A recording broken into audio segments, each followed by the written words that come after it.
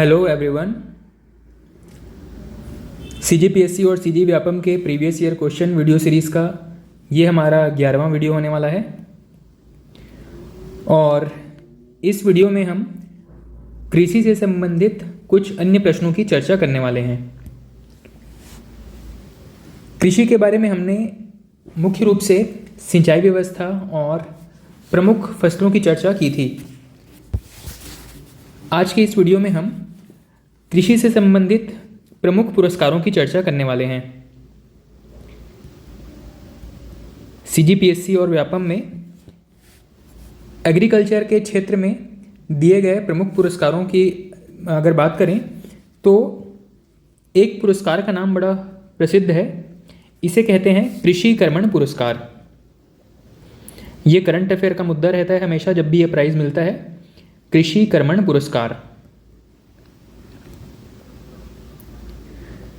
इस पुरस्कार के बारे में अगर बात की जाए तो यह भारत सरकार के कृषि मंत्रालय के द्वारा दिया जाता है और कृषि से संबंधित योजनाओं का सफल क्रियान्वयन करने के लिए ही यह जो पुरस्कार है किसी भी राज्य को दिया जाता है। इसके अंतर्गत 5 करोड़ रुपए की राशि दी जाती है। अभी तक अगर बात करें कि छत्तीसगढ़ को कृषि कर्मण पुरस्कारों में से कौन कौन सा पुरस्कार प्राप्त हुआ है, तो छत्तीसगढ़ को अभी तक 5 कृषि कर्मण पुरस्कार प्राप्त हुए हैं। ये कृषि से संबंधित पुरस्कारों की चर्चा हो रही है, जहाँ पे छत्तीसगढ़ को 5 कृषि कर्मण पुरस्कार प्राप्त हुए हैं। इनके बारे में प्रश्न पूछा गया है। ठीक, जब जब ये पुरस्कार दिए गए हैं तो उस समय ये करंट अफेयर का मुद्दा रहा है और उस समय ये पूछा जाता है कि अभी भी अगर कोई एग्ज़ाम होता है तो पूछा जाता है कि छत्तीसगढ़ को कितनी बार कृषि कर्मण पुरस्कार प्राप्त हुए हैं। तो जल्दी से हम इसके ईयर्स देख लेते हैं और साथ ही कौन कौन से फसल के लिए प्राप्त हुए हैं ये भी देख लेते हैं। सबसे पहला प्राप्त हुआ था 2010-11 में। उसके बाद 2011 में प्राप्त नहीं हुआ, सीधा प्राप्त हुआ है 12-13 में। 2012-13 के लिए प्राप्त हुआ है 2012-13। उसके बाद में 13-14 और 14-15 के लिए 2013-14 और 2014-15 के लिए, और इसके बाद में 2016-17 के लिए प्राप्त हुआ है। 2016-17 के लिए प्राप्त हुआ है। शुरू के जो 3 पुरस्कार थे ये हुए थे धान के लिए, और इसके बाद में एक प्राप्त हुआ है दलहन के लिए, और इसके बाद में लेटेस्ट जो प्राप्त हुआ था ये हुआ था ओवरऑल खाद्यान्न के लिए, सर्वाधिक खाद्यान्न उत्पादन के लिए। तो यहाँ पर एक प्रश्न पूछा गया है कि वर्ष 2010-11 में भारत सरकार द्वारा छत्तीसगढ़ को किस उपलब्धि के लिए कृषि कर्मण पुरस्कार प्राप्त हुआ था।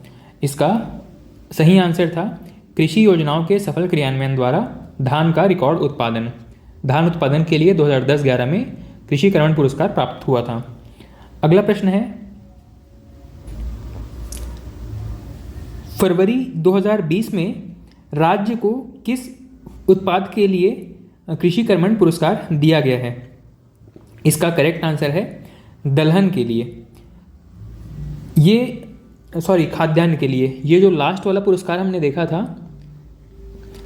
2016-17 का जो खाद्यान्न वाला पुरस्कार था, ये पुरस्कार घोषित हुआ था 2016-17 के लिए, लेकिन इसको दिया गया है फरवरी 2020 में। और यही प्रश्न 2021 में पूछ लिया गया है कि फरवरी 2020 में राज्य को किस कृषि उत्पाद के लिए कृषि कर्मण पुरस्कार दिया गया है। ठीक, तो इसका आंसर याद रखिएगा, ओवरऑल खाद्यान्न के लिए 2021 में यह पुरस्कार दिया गया। अगला प्रश्न है, छत्तीसगढ़ को वर्ष 2010-11, 12-13 और 13-14 के लिए कौन से फसल के लिए कृषि कर्मण पुरस्कार प्राप्त हुआ था। तो उसका आंसर आपको यहाँ पर पता है। ये जो 5 पुरस्कार प्राप्त हुए हैं उसमें से शुरू के 3 धान के लिए हैं, 14-15 वाला दलहन के लिए और 16-17 वाला जो है वो खाद्यान्न के लिए, जो कि फरवरी 2020 में प्राप्त हुआ था। अगला प्रश्न है, फिर से वही प्रश्न रिपीट हुआ है, 2020 में किस फसल के लिए कृषि कर्मण पुरस्कार प्राप्त हुआ है। यह खाद्यान्न के लिए है, जो कि 16-17 में ओवरऑल प्रोडक्शन के लिए दिया गया था। अगला जो महत्वपूर्ण टॉपिक है जहाँ से प्रश्न पूछा गया है कृषि से संबंधित, ये है अनुसंधान केंद्र के बारे में। कृषि अनुसंधान केंद्र, सबसे पहला प्रश्न है इसमें, राज्य में कहाँ पर टमाटर अनुसंधान केंद्र है? तो टमाटर अनुसंधान केंद्र है हमारा जशपुर में। जशपुर में है टमाटर अनुसंधान केंद्र। वैसे टमाटर रिसर्च सेंटर मेन पार्ट में स्थित है, लेकिन जशपुर यहाँ पर ऑप्शन में दिया गया था, इसीलिए यहाँ पर जशपुर ओनली करेक्ट आंसर है, जो मेन पार्ट या इस एरिया से संबंधित है। बाकी के जो अदर 3 ऑप्शन थे, रायपुर, बिलासपुर और बस्तर, वो इसके नियरेस्ट नहीं थे। ठीक है, तो जशपुर यहाँ पर आंसर लिया गया। नेक्स्ट है, टमाटर की राजधानी किसको कहा जाता है? टमाटर की राजधानी कहा जाता है लुडेंग। लुडेंग को टमाटर राजधानी कहा जाता है। अगला है चावल अनुसंधान केंद्र। चावल अनुसंधान केंद्र कहाँ पर है? ये है लाभांडी में। चावल अनुसंधान केंद्र है लाभांडी में। इसके अलावा कोसा अनुसंधान केंद्र है बस्तर में, और मक्का प्रसंस्करण केंद्र है कोंडागांव में। अगला प्रश्न है, लाभांडी रिसर्च फार्म की स्थापना कब हुई थी? लाभांडी रिसर्च फार्म की स्थापना 1903 में हुई थी। यह रायपुर में स्थित है। रायपुर में स्थित है, उसकी स्थापना 1903 में हुई थी, और इसी की वजह से यह प्रदेश का सबसे पुराना कृषि अनुसंधान केंद्र है। बाद में अभी हाल ही में इसको चावल अनुसंधान केंद्र बना दिया गया है। अगला प्रश्न है, एशिया की सबसे बड़ी इमली मंडी कहाँ पर है? एशिया की सबसे बड़ी इमली मंडी, एशिया की सबसे बड़ी इमली मंडी है जगदलपुर में।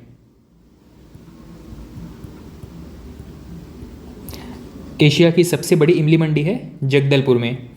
अगला प्रश्न है, कृषि मशीनरी परीक्षण प्रयोगशाला को किस स्थान पर स्थापित किया गया है? इसका करेक्ट आंसर है रायपुर। कृषि मशीनरी,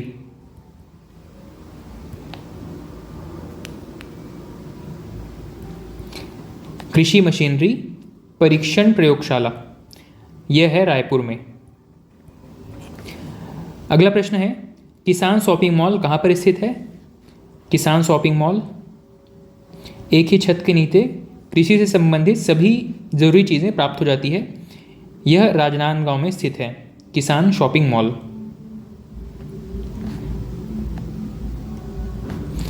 कहाँ पे है? राजनांदगांव में। इसके अलावा एक प्रश्न पूछा गया है, छत्तीसगढ़ में बीज गुणन और प्रशिक्षण केंद्र केंद्रीय रेशम बोर्ड कोसा कहाँ स्थित है? छत्तीसगढ़ में बुनियादी बीज गुणन और प्रशिक्षण केंद्र, साथ ही रेशम बोर्ड केंद्रीय रेशम बोर्ड कोसा केंद्र कहाँ पर स्थित है? तो ये स्थित है आपके बस्तर में। केंद्रीय रेशम बोर्ड और साथ ही बीज गुणन एवं प्रशिक्षण केंद्र, बीज गुणन एवं प्रशिक्षण केंद्र, ये कहाँ पर है? बस्तर में। ठीक, ये प्रमुख प्रश्न पूछे गए हैं अनुसंधान केंद्र या प्रमुख कृषि से संबंधित प्रमुख लोकेशंस के बारे में। नेक्स्ट प्रश्न पूछा गया है फसलों के उत्पादन की स्थिति के बारे में। कौन सा जिला किस फसल के लिए प्रथम स्थान पर है, द्वितीय स्थान पर है? और जैसा मैंने आपसे डिस्कस किया था कि कुछ चीज़ें स्टैटिक पोर्शन के हिसाब से बेहतर हैं, याद रखना, कुछ चीज़ें डायनामिक पोर्शन जो कि करंट अफेयर या इकोनॉमिक सर्वे के हिसाब से एग्ज़ाम के जस्ट पहले ही उसको रिवीजन करना या याद करना या किसी रिसोर्स से अपडेट कर लेना बेहतर होता है। ठीक, तो ये जो अनुसंधान केंद्र हमने देखे वो तो स्टैटिक पोर्शन का हिस्सा है, ये परमानेंट है, लेकिन ये जो फसलों की उत्पादन स्थिति है, फसल एवं उत्पादन, ये डायनामिक पोर्शन है, हर बार बदलेगा, हर साल बदलेगा और हर साल इसका डाटा जो है वो रिवाइज होगा और हर बार एग्ज़ाम के पहले ही आपको ये चीज़ें अपडेट करनी पड़ेंगी। खैर, प्रश्नों की अगर प्रवृत्ति को देखें तो प्रश्न पूछा गया है इनमें से खरीफ फसल कौन सी है। इसका मतलब यह है कि आपको रबी, खरीफ और जायद फसलों के नाम पता होने चाहिए। कौन सी फसल को रबी फसल कहा जाता है, किसको खरीफ कहते हैं, किसको जायद कहते हैं, और कौन कौन सी जो फसल है प्रमुख फसल वो किस कैटेगरी के अंदर आती है। जैसे कि चना किस टाइप की फसल है, चावल किस टाइप की फसल है, गेहूँ किस टाइप की फसल है। ठीक, तो यहाँ पे एक ही प्रश्न पूछा गया था फिलहाल, खरीफ की फसल कौन सी है। इन ऑप्शंस में से हमारा चावल जो है वो खरीफ का फसल है। खरीफ का मतलब वो होता है जो बारिश के मौसम में उगाया जाता है। रबी का मतलब है जो ठंडी के मौसम में फसल लिया जाता है। और जायद का मतलब है ठंडी और गर्मी के बीच, मतलब गर्मी में जो फसल उगाया जाता है जिसको कि जायद कहते हैं। बहुत छोटे अंतराल के लिए उगाया जाता है जिसमें कि जूसी फसल जो जूस वाले फ्रूट्स होते हैं जैसे कि कलिंदर हो गया, तरबूज हो गया, इस तरीके की चीज़ें, ककड़ी, खीरा हो गया, ये सब जायद फसल के अंदर उगाए जाते हैं। ठीक, तो अब खरीफ फसल के हिसाब से अगर हम कुछ थ्योरी पोर्शन देख लें तो खरीफ का नाम तो आपको पता चल गया, कब उगाया जाएगा, बारिश में। अब बारिश में रबी, खरीफ और जायद तीनों ही कैटेगरी में क्या क्या उगाए जाते हैं तो आपको पता है। एक तो हम खाद्यान्न उगाते हैं, खाद्यान्न मतलब चावल हो गया, गेहूँ हो गया। एक तरफ हम दलहन उगाते हैं, एक तरफ हम तिलहन भी उगाते हैं, और साथ ही एक और कैटेगरी है इन तीनों के इतर, इसको हम कहते हैं वाणिज्यिक फसल। वाणिज्यिक कहने का मतलब है कि जिसको उपयोग के पर्पज से नहीं, व्यापार के उद्देश्य से उगाया जाता है। ठीक, इनको प्रोसेस करके कुछ तीसरी चीज़ें बनाई जाती हैं। इनको कच्चे मटेरियल या रॉ मटेरियल के तौर पे उपयोग नहीं किया जाता। इनको कहते हैं वाणिज्यिक फसल या कमर्शियल क्रॉप्स। अब जो प्रमुख खरीफ फसल हैं, खरीफ फसलों के हिसाब से देखें तो खाद्यान्न में हम धान, ज्वार, बाजरा, कोदो, कुटकी, मक्का ये सब उगाते हैं। खरीफ फसल में ही दलहन उगाने की जब बारी आती है तो मूंग, उड़द, अरहर ये सब उगाते हैं। खरीफ फसल में ही अगर हम तिलहन फसल उगाना चाहें तो खरीफ के टाइम पे हम सोयाबीन, तिल, मूंगफली ये सब उगाते हैं। और खरीफ के मौसम में ही या बारिश के मौसम में ही हम कपास, जूट, गन्ना ये सब भी उगाते हैं। ठीक, तो रबी के मौसम में भी हम खाद्यान्न उगाते हैं। खाद्यान्न हो गया, दलहन हो गया, तिलहन हो गया, ये सब उगाते हैं। और यही चीज़ें बारिश के मौसम में भी हम उगाते हैं। तो रबी के टाइम पे हम खाद्यान्न में मुख्य रूप से गेहूँ, जौ उगाते हैं। दलहन के लिए चना, मटर और लाखड़ी ये सब उगाते हैं। तिलहन जब रबी फसल के टाइम उगाते हैं तो सरसों, अलसी, सूरजमुखी ये सब मुख्य रूप से उगाया जाता है। और जायद फसल के रूप में रबी के टाइम पे तरबूज, खरबूज, ककड़ी ये सब उगाया जाता है। हालांकि जायद फसल में मुख्य रूप से गर्मी के टाइम में ही तरबूज, खरबूज, ककड़ी उगाया जाता है। ठीक, रबी के टाइम पे क्योंकि तरबूज, खरबूज, ककड़ी, खीरा इनकी डिमांड उतनी रहती नहीं है। अगला प्रश्न है फसल एवं उत्पादन के बारे में ही। इनमें से कौन सी खरीफ फसल नहीं है। अब आपको ये जितना भी हमने थ्योरी पोर्शन देखा इन्हीं में से ही रिपीट क्वेश्चन मिलते जाएंगे। जैसे हमने अभी डिस्कस किया कि कौन सी खरीफ फसल है। अगला प्रश्न पूछा है कौन सी रबी फसल है। तरबूज, खरबूज किस श्रेणी में आते हैं तो ये जायद फसल है। अगला प्रश्न है दलहन उत्पादन में किस फसल का स्थान प्रथम है। ठीक, अब आपको ये चीज़ें अपडेट करनी पड़ेंगी। ठीक, करंट अफेयर से अपडेट करनी पड़ेंगी कि कौन सी फसल का स्थान फर्स्ट है, सेकंड है और थर्ड है। हर फसल के बारे में एटलीस्ट ये जो 3 नाम हैं इनका नाम याद रखना है। ठीक, रबी में कौन कौन सी फसल उगाई जाती है, मुख्य रूप से खरीफ में कौन कौन सी उगाते हैं, और जायद में कौन कौन सी फसल उगाते हैं, ये देखना पड़ेगा आपको। साथ ही ये भी देखना पड़ेगा कि दलहन के रूप में कौन सा ज़्यादा फेमस है, टॉप 3 कौन से हैं दलहन, टॉप 3 खाद्यान्न कौन से हैं, टॉप 3 तिलहन कौन से हैं। ठीक, तो इनके बारे में आपको इतने डेटा कलेक्ट करने पड़ेंगे। जैसे कि एक प्रश्न दिया गया है, 2022 में पूछा गया प्रश्न है, और ये डेटा मेरे ख्याल से अभी भी आपके काम आ सकता है। पूछा गया है कि दलहन फसल का उत्पादन क्रम कितना है, साल भर में दलहन में कौन कौन सा फसल ज़्यादा उगाया जाता है। यहाँ पे आंसर था आपका, सबसे ज़्यादा उगाते हैं चना, फिर लाखड़ी, फिर उड़द। ठीक, दलहन का अगर मैं फर्स्ट, सेकंड, थर्ड यहाँ पे आपको बताऊँ तो दलहन की दृष्टि से अगर देखें तो सबसे ज़्यादा उगाया जाता है चना, उसके बाद में सेकंड नंबर पे है लाखड़ी, और थर्ड नंबर पे है आपका उड़द। ठीक, इसके अलावा भी आप चाहें तो 2 नाम और याद रखिएगा, तुअर और कुल्थी। ठीक, कुल्थी के बारे में ज़्यादातर नहीं पूछा गया है अभी भी। चना, लाखड़ी, उड़द और तुअर, इनको याद रखेंगे। ये टॉप 4 दलहन उत्पाद हैं। अगला प्रश्न पूछा गया है, किस दलहन का उत्पाद सबसे अधिक हुआ है, तो चना सबसे ज़्यादा उत्पादन हुआ है। किस दलहन का सर्वाधिक उत्पादन हुआ है 2015-16 में, उस समय भी चना का ही उत्पादन सबसे ज़्यादा हुआ है। किस दाल का उत्पादन 2013-14 में सबसे अधिक हुआ है, उस समय भी चना सबसे ज़्यादा उत्पादन वाला फसल था। जायद फसल का मौसम किस अवधि में रहता है, इसका करेक्ट आंसर है मार्च से जून तक।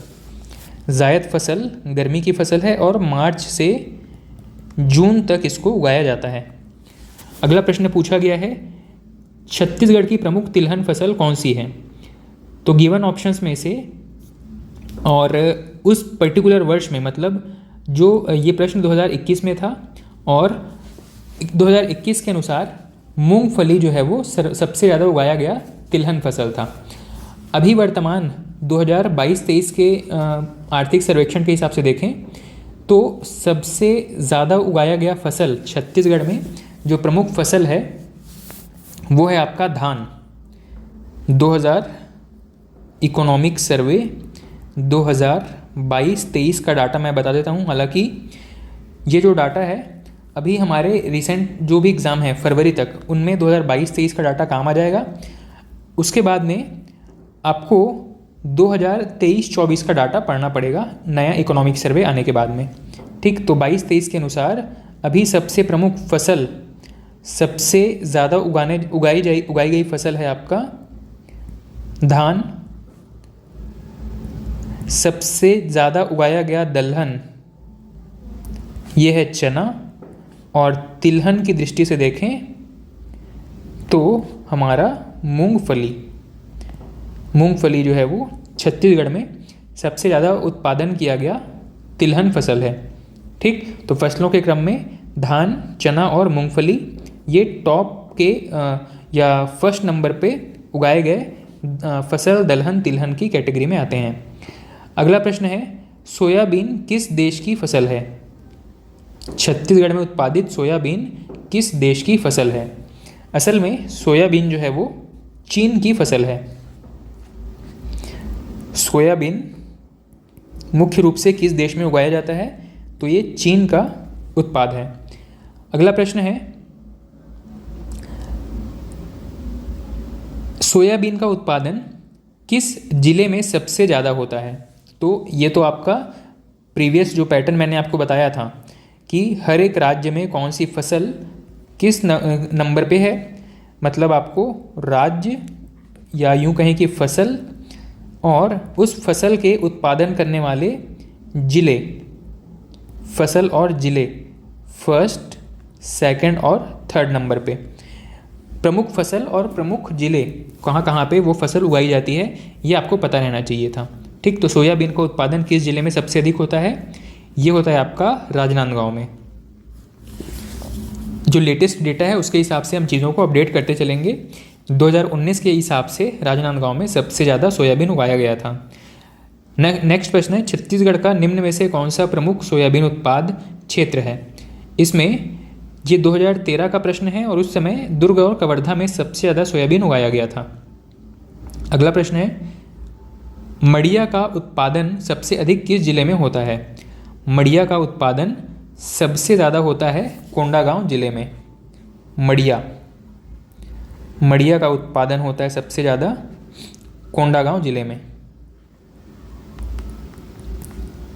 अगला प्रश्न है,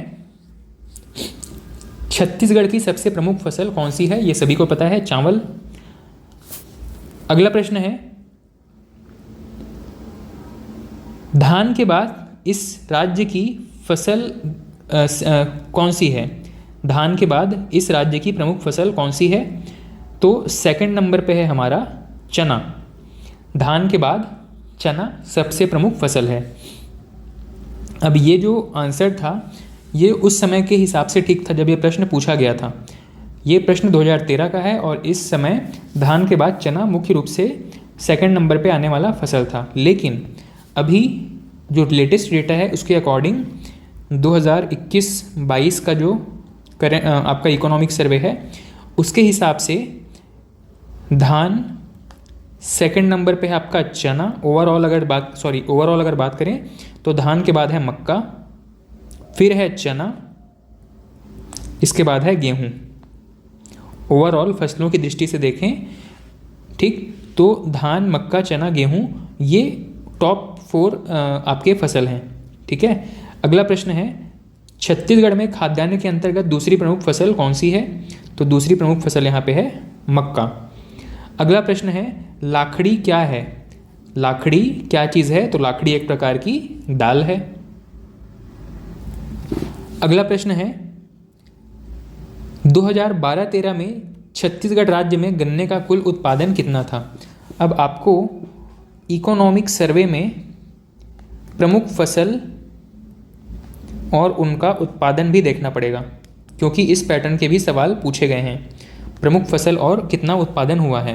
हालांकि ये बहुत कंपलसरी नहीं है क्योंकि हर एक फसल का आप उत्पादन कितना हुआ है और इतने 50 तरीके के जो फैक्ट्स हैं, फिगर्स हैं, इसको आप याद नहीं रख पाएंगे एग्ज़ाम के दिन। ये इनमें कन्फ्यूज़न होना लाजमी है, बिल्कुल जायज़ है। तो हम ज़्यादा फैक्ट की तरफ न जाते हुए जो ओवरऑल मोटे मोटे फैक्ट्स हैं, ऊपर के जो क्रीमी फैक्ट्स हैं, उनकी तरफ ज़्यादा फोकस करेंगे।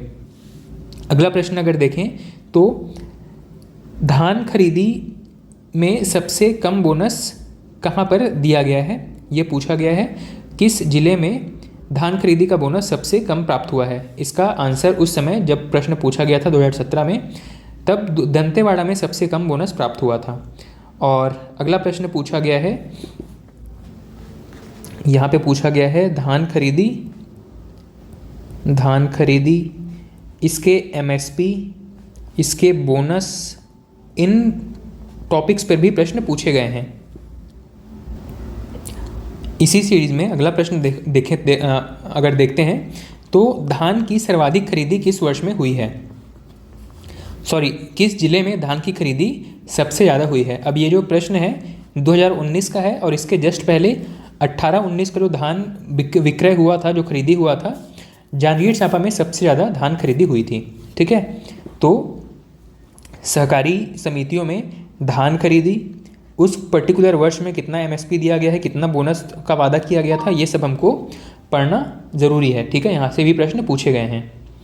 अगला प्रश्न है, किसी पर्टिकुलर वर्ष में सोयाबीन का कुल उत्पादन पूछा है। जैसे मैंने बताया कि आपको इसके लिए इकोनॉमिक सर्वे में दिया गया कृषि वाला डाटा पढ़ना पड़ेगा। अगला प्रश्न फिर पूछा गया है, 2011-12 में तिलहन का उत्पादन कितना था? ठीक, तो टोटल क्वांटिटी पूछा गया है। और इसी तरीके से कई बार रिपीट हुए हैं, किसी एक फसल की उत्पादन टोटल कितना उत्पादन हुआ है, ये कई बार प्रश्न पूछा गया है।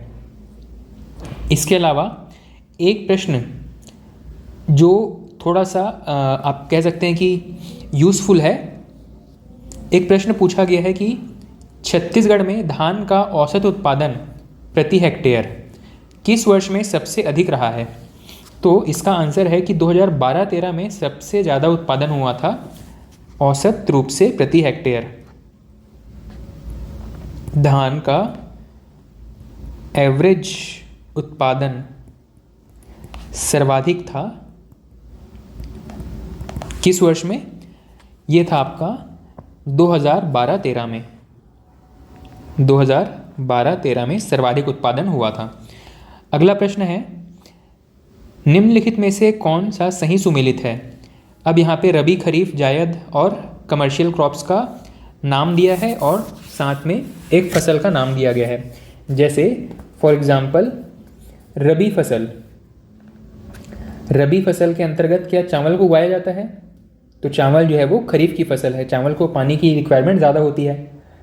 ठीक, तो ये हमारा गलत हो गया। रबी फसल जो है वो चावल नहीं है, चावल एक खरीफ की फसल है। ठीक, और इसके अलावा अदर ऑप्शंस जो है वो करेक्ट है।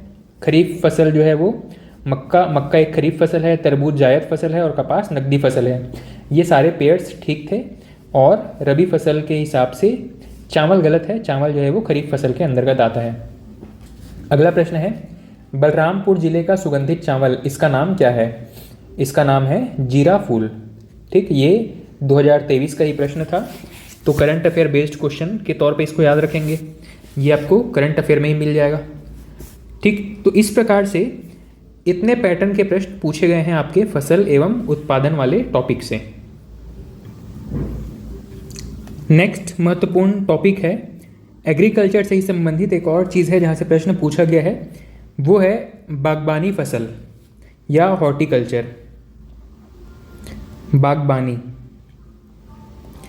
बागवानी फसलों में सबसे पहले एक प्रश्न पूछा गया है, राष्ट्रीय बागवानी मिशन कार्यक्रम के अंतर्गत किसे शामिल नहीं किया गया है। अब यहाँ पे आपको ये पता होना चाहिए कि राष्ट्रीय बागवानी मिशन में क्या क्या चीज़ें शामिल हैं। तो इसमें सबसे पहली चीज़ एक है आपका फल,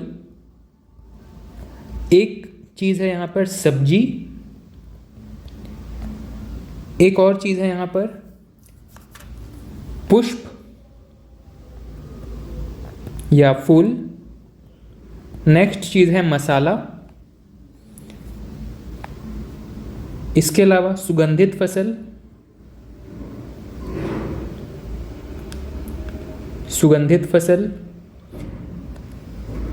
इसके अलावा काजू, ड्राई फ्रूट्स में काजू। साथ ही इस बागवानी फसलों में तो ये सारी चीज़ें आती है। बागबानी मिशन में क्या क्या चीज़ें शामिल की गई हैं, तो इसी बागबानी फसल को बढ़ावा देने के लिए जिन घटकों की आवश्यकता होती है उनको शामिल किया गया है बागबानी मिशन के अंतर्गत। बागवानी मिशन के अंतर्गत ये सभी जो फसल हैं इनको बढ़ावा देने के लिए जिन चीज़ों की आवश्यकता होती है, जैसे कि हाईटेक नर्सरी। ठीक है, आपको पता है कि जो छोटे छोटे पौधे होते हैं इन्हें सीधे खेतों में न उगा करके इनको नर्सरी में उगाया जाता है। ठीक, जब ये पौधे थोड़े बड़े हो जाते हैं उसके बाद में इनको खेतों में रोपा जाता है। तो नर्सरी की व्यवस्था के लिए बागबानी मिशन में एक कार्यक्रम है। इसके अंतर्गत इसके अलावा एक कार्यक्रम और है, सामुदायिक जल संसाधन स्रोतों का विकास करना। जल संसाधन, जब जल की पर्याप्त व्यवस्था होगी फसल के लिए तभी बागबानी मिशन जो है वो सक्सेसफुल हो पाएगा। ठीक, और साथ ही आपको ये पता होना चाहिए कि जो बागबानी मिशन है या राष्ट्रीय उद्यानिकी मिशन है इसे कब प्रारंभ किया गया था, तो ये प्रश्न पूछा गया है। इसे 5 मई 2005 को शामिल किया गया था, 2005 को शुरू किया गया था और यह जो है वो 10th 5 ईयर प्लान चल रहा था। इस समय 10वीं पंचवर्षीय योजना चल रही थी। तो इसके बारे में पूछा गया है कि राष्ट्रीय बागबानी मिशन किस वर्ष शुरू किया गया था, तो 10वीं पंचवर्षीय योजना में वर्ष 2005 में शुरू किया गया था। अगला प्रश्न है, राष्ट्रीय उद्यानिकी मिशन के अंतर्गत कितने जिले शामिल किए गए हैं। जब ये योजना लॉन्च हुआ था उस समय टोटल 19 जिले शामिल किए गए थे। अभी लेटेस्ट में क्या अपडेट है उसकी जानकारी नहीं है, उसके बारे में डाटा अभी नहीं दिया गया है, लेकिन 2016 में जब ये प्रश्न पूछा गया था उस समय तक यहाँ पे 19 जिले शामिल किए गए हैं। अगला प्रश्न है, छत्तीसगढ़ में उद्यानिकी क्षेत्र में किस फसल का क्षेत्रफल सबसे अधिक है? कौन सी फसल सबसे ज़्यादा उगाया जाता है? इसका जो करेक्ट आंसर है वो है आपका सब्जी। लेकिन हमको कई बार सीक्वेंस भी पूछ लिया गया है। ठीक, अब यहाँ पे हम प्रमुख फसलों का यहाँ पर सीक्वेंस देख लेते हैं।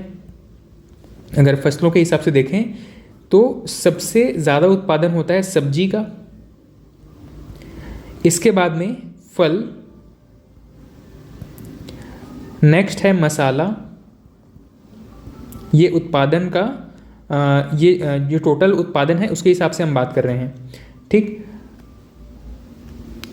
ये हम बात कर रहे हैं उत्पादन के हिसाब से। इसके अलावा एरिया के हिसाब से थोड़ा सा चेंज हो जाता है कई बार।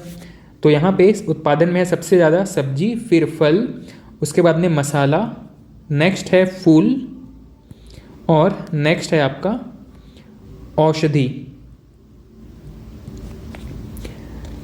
वहीं दूसरी तरफ हाल ही में जो रकबा है या उत्पादन क्षेत्रफल है, जितने क्षेत्रफल में ये फसल लगाए गए थे, उनमें भी यही सेम क्रम है। मतलब सब्जी, फल, मसाला, फूल और औषधि, यही क्रम जो है वो क्षेत्रफल के लिए भी लागू है। कुछ समय पहले तक यहाँ पे औषधि ज़्यादा हुआ करती थी, फूल कम हुआ करते थे। ठीक है, मतलब औषधि का रकबा ज़्यादा था, फूल का रकबा कम था। लेकिन अभी इन दोनों का जो सीक्वेंस है उत्पादन और क्षेत्रफल का, दोनों सिमिलर है। ठीक, नेक्स्ट प्रश्न पूछा गया है, उद्यानिकी फसलों को बढ़ावा देने के लिए छत्तीसगढ़ में कम्युनिटी फेंसिंग योजना किस वर्ष प्रारंभ की गई है? इसे शुरू किया गया था 2016-17 में।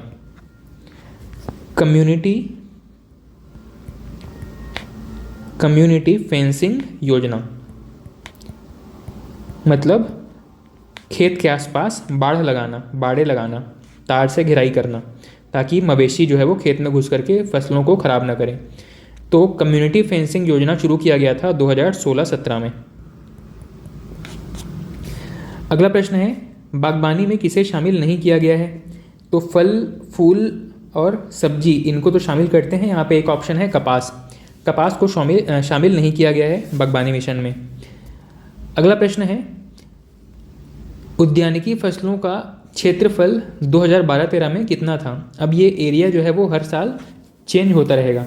तो लेटेस्ट डेटा के हिसाब से देखें तो टोटल एरिया बागवानी मिशन के अंतर्गत 2022-23 के हिसाब से 8 लाख हेक्टेयर है। लगभग 8 लाख हेक्टेयर छत्तीसगढ़ में 2022-23 के हिसाब से 8 लाख हेक्टेयर में बागवानी की जा रही है।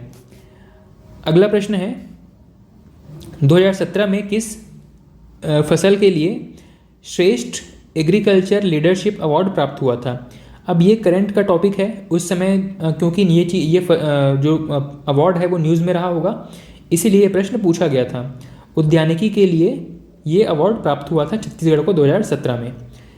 अगला प्रश्न है, उद्यानिकी फसलों की उत्पादकता के आधार पर सही क्रम का चयन करें।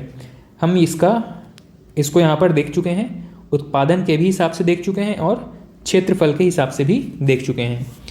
अगला प्रश्न है, आर्थिक सर्वे 2022-23 के अनुसार उद्यानिकी फसलों के अंतर्गत किस फसल का क्षेत्रफल सबसे अधिक है? तो क्षेत्रफल के हिसाब से भी सब्जी का जो एरिया है वो ज़्यादा है, उत्पादन में भी सब्जी ज़्यादा है। ठीक है, तो इतने प्रमुख प्रश्न पूछे गए हैं हमारे बागबानी टॉपिक से। अगला जो प्रमुख टॉपिक है एग्रीकल्चर वाले ही चैप्टर के अंदर, इसमें पूछा गया है पशुपालन के बारे में। हालांकि पशुपालन से ज़्यादा प्रश्न नहीं पूछे गए हैं छत्तीसगढ़ सीजीपीएससी या व्यापम में, फिर भी जो प्रश्न पूछे गए हैं उनको देख लेते हैं।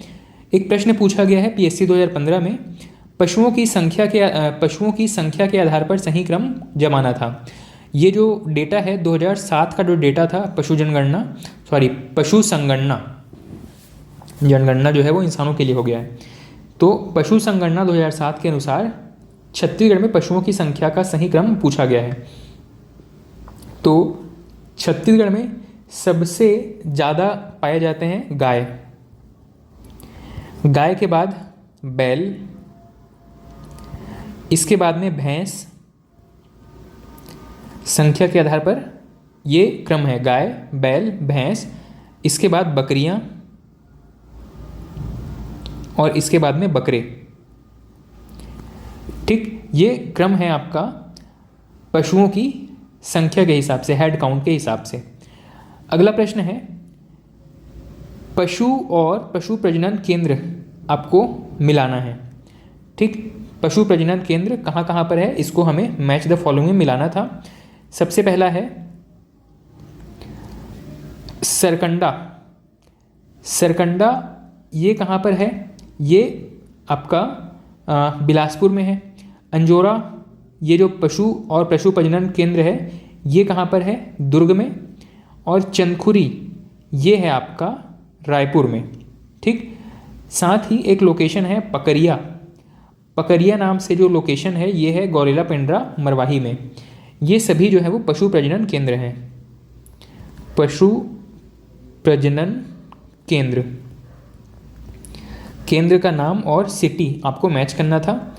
तो लोकेशन याद रखिएगा कौन कौन से पशु प्रजनन केंद्र हैं। एक है अंजोरा में, अंजोरा कहाँ पे है, दुर्ग में। एक है सरकंडा, सरकंडा है बिलासपुर में। इसके अलावा पकरिया, पकरिया ये कहाँ पे है, गौरेला पेंड्रा मरवाही। और एक है आपका चंदखुरी, चंदखुरी आपका रायपुर में। ठीक, इसी तरीके से एक और प्रश्न पूछा गया है, यही सेम डाटा को लेकर के पशु प्रजनन केंद्र और जिला को सुमेलित करना था। अगला प्रश्न है, 2007 के पशु संगणना के अनुसार पशु घनत्व कितना है। यहाँ पर पूछा गया है पशु घनत्व, प्रति वर्ग किलोमीटर में कितने पशु पाले गए हैं, पशु घनत्व पूछा गया है। और इसका जो डेटा है 2007 के हिसाब से अगर देखें तो 105 पशु प्रति वर्ग किलोमीटर। ठीक, 105 पशु प्रति वर्ग किलोमीटर है वर्ष 2007 के डेटा के हिसाब से। अभी लेटेस्ट डेटा यहाँ पर रिलीज़ नहीं हुआ है, वो डेटा आने के बाद हम इसको अपडेट कर लेंगे। अगला प्रश्न है, राज्य के जीडीपी में स्थिर मूल्यों पर पशुधन का योगदान कितना है। तो ये जो डाटा है आपको इकोनॉमिक सर्वे और बजट में प्राप्त हो जाएगा। इकोनॉमिक सर्वे के हिसाब से उस समय 2015-16 का जो डाटा था उसके हिसाब से हमारा जीएसडीपी में, ग्रॉस स्टेट डोमेस्टिक प्रोडक्ट में पशुओं का योगदान था 1.33%। अब अभी ये डाटा हमारे लिए काम का नहीं है।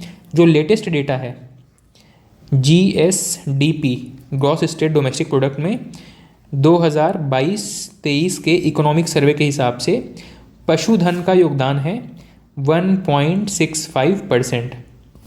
ठीक, नेक्स्ट प्रश्न है, छत्तीसगढ़ में निम्नलिखित पशुधन विद्यमान है।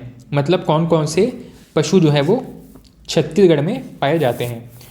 क्या यहाँ गाय पाए जाते हैं, तो गाय तो है ही हैं, भैंस भी यहाँ पाए जाते हैं, बकरे भी पाए जाते हैं और भेड़ भी यहाँ पाए जाते हैं। तो ये सभी हमारे यहाँ पाए जाते हैं, गाय, भैंस, बकरी, भेड़। तो सारे के सारे ऑप्शन करेक्ट हैं। अगला प्रश्न है, स्थिर मूल्यों पर 2014-15 में कृषि और पशुपालन क्षेत्र की आर्थिक वृद्धि दर क्या थी। मतलब पशुपालन की आर्थिक वृद्धि दर पूछ लिया है, वृद्धि दर। ये सारे फैक्ट और ये सारे डेटा हमको इकोनॉमिक सर्वे में मिल जाएंगे, है ना।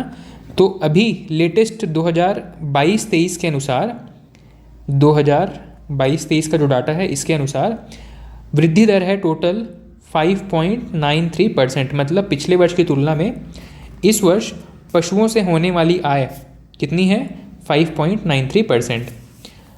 अगला है मत्स्य पालन के बारे में। मत्स्य पालन, इससे भी बहुत ज़्यादा प्रश्न नहीं पूछे गए हैं, घुमा फिरा के वही 2-4 प्रश्न हैं जो बार बार पूछे गए हैं। एक तो है नीली क्रांति के बारे में। ठीक, नीली क्रांति किससे संबंधित है। अब ये आपको बार बार, आप इकोनॉमी में पढ़ चुके होंगे और आपको ज्योग्राफी में भी पढ़ने को मिलता है। ठीक, ये इकोनॉमिक सर्वे में भी आपको पढ़ने को मिल जाएगा। नीली क्रांति जो है वो मत्स्य पालन से संबंधित है। इस टॉपिक में एक और प्रश्न अगर देखें तो थोड़ा सा अलग टाइप का एक प्रश्न पूछा गया था अंतर्देशीय मछली उत्पादन के मामले में। अब ये अंतर्देशीय क्या है? मछली का उत्पादन जनरली हमारे कोस्टल एरिया में होता है, ठीक। भारत के जो समुद्र तटीय क्षेत्र हैं, जितने राज्य हैं, वहाँ पर मछलियों का उत्पादन ज़्यादा होता है। लेकिन जो लैंड लॉक्ड एरिया है जैसे कि छत्तीसगढ़ का कोई समुद्री बॉर्डर नहीं है, तो छत्तीसगढ़ में मछली अगर उत्पादन होता है तो उसको हम कहेंगे अंतर्देशीय मछली उत्पादन। और मछली उत्पादन में छत्तीसगढ़ का बात करें तो यह 6वें नंबर पर है। मत्स्य उत्पादन में छत्तीसगढ़ 6 नंबर पर है। अगला प्रश्न है, वर्ष 2020-21 के लिए मत्स्य पालन और उत्पादन हेतु कितने जलीय क्षेत्र उपलब्ध थे? कितने लाख हेक्टेयर का जलीय क्षेत्र उपलब्ध था? तो उस समय के हिसाब से देखें तो लगभग 1.5 लाख हेक्टेयर जलीय क्षेत्र उपलब्ध था मछली पालन के लिए। लेकिन जो लेटेस्ट डेटा है उसके हिसाब से 2 लाख के आसपास, 2 लाख हेक्टेयर के आसपास जलीय क्षेत्र उपलब्ध है।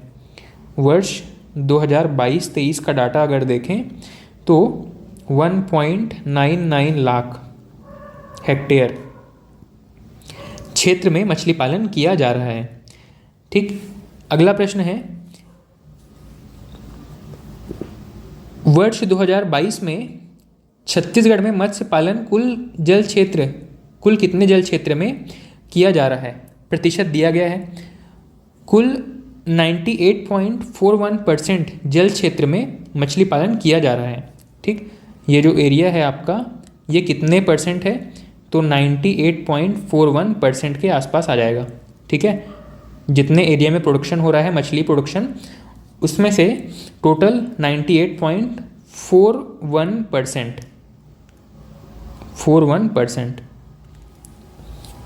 अगला है, वर्तमान में छत्तीसगढ़ में मत्स्य सहकारिता समिति कितनी है?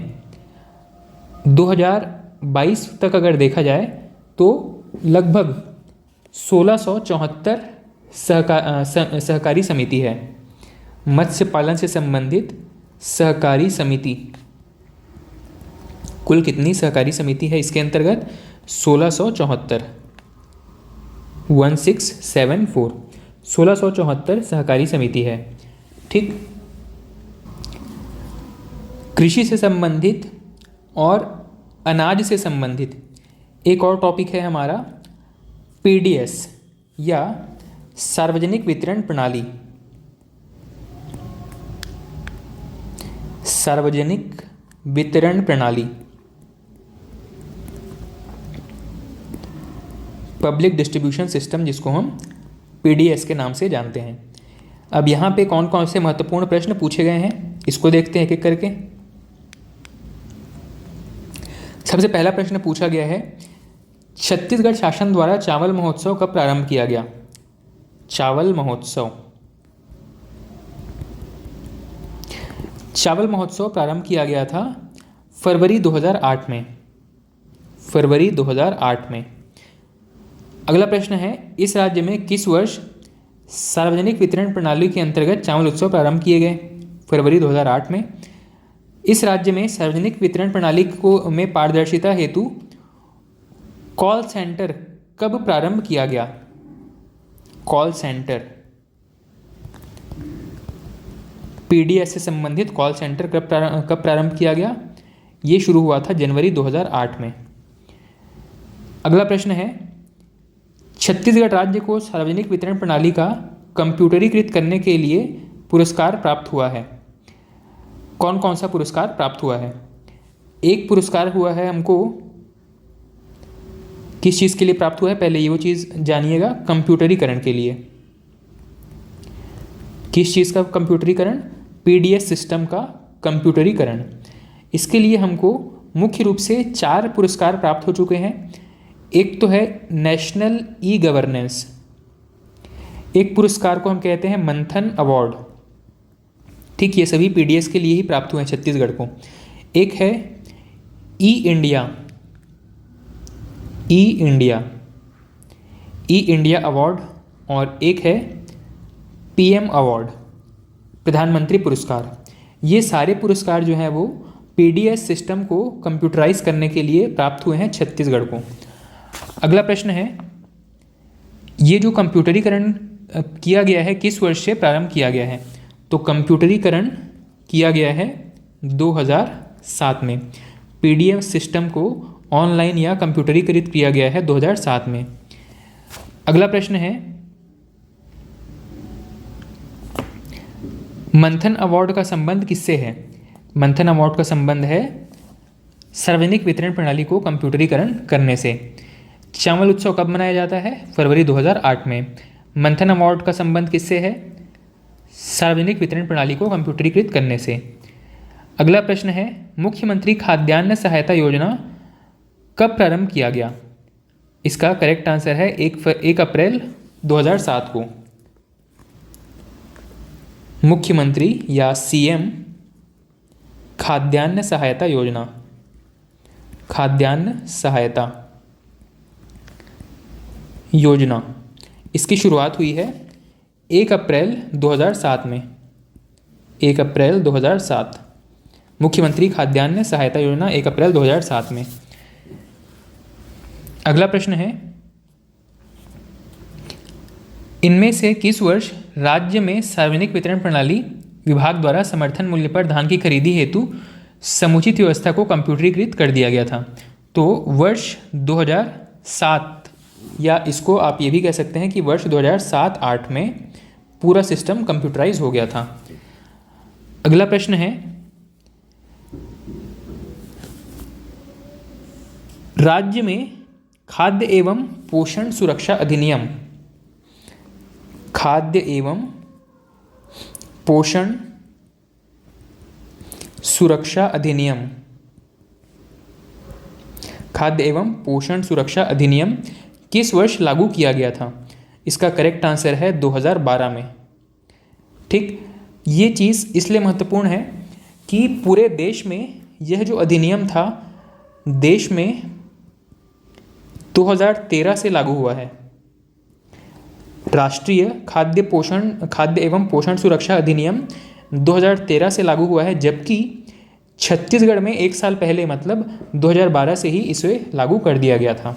ये चीज़ महत्वपूर्ण है, इसके बारे में प्रश्न पूछा गया है।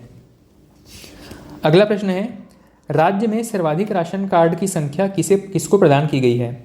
आपको पता है कि राशन कार्ड में अलग अलग कैटेगरी होती है। एक है प्राथमिकता वाला, एक है अंत्योदय, फिर एक है एकल निराश्रित, फिर है निःशक्त जन या पीएच कोटा वाला, और एक है सामान्य, जो ओवरऑल अभी हाल ही में पिछले 2 सालों में सभी को प्रदान किया गया है।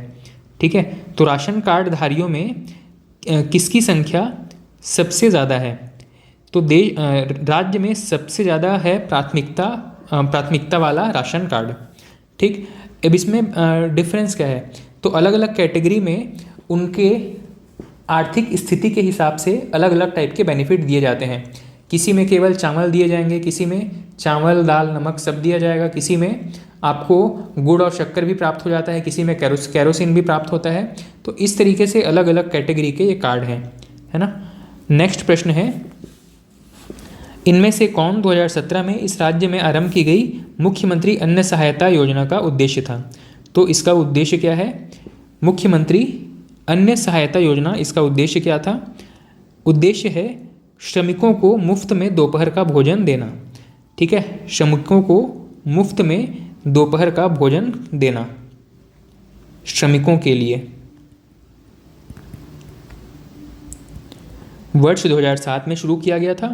इसका उद्देश्य था श्रमिकों को दोपहर में गर्म भोजन खिलाना। अगला प्रश्न है, छत्तीसगढ़ राज्य भंडार गृह निगम के संबंध में निम्नलिखित में से कौन सा कथन सत्य है? ऑप्शंस हैं, विभिन्न खाद्यान्नों के आधार पर मूल्य का निर्धारण करना। ऑप्शन बी, कृषि उत्पाद बीज तथा खाद्य के उत्पाद बीज तथा खाद के भंडार का प्रबंधन करना। अगला है सार्वजनिक वितरण प्रणाली की व्यवस्था करना। और चौथा है हरित क्रांति संबंधी जानकारी एवं तकनीकी की जानकारी देना। तो भंडार गृह निगम के संबंध में, मतलब FCI, food corporation of India, इसके बारे में बताया जा रहा है। जो भंडार गृह हैं इनका मुख्य कार्य है कृषि उत्पाद, बीज तथा खाद के भंडार का प्रबंधन करना। अगला प्रश्न है,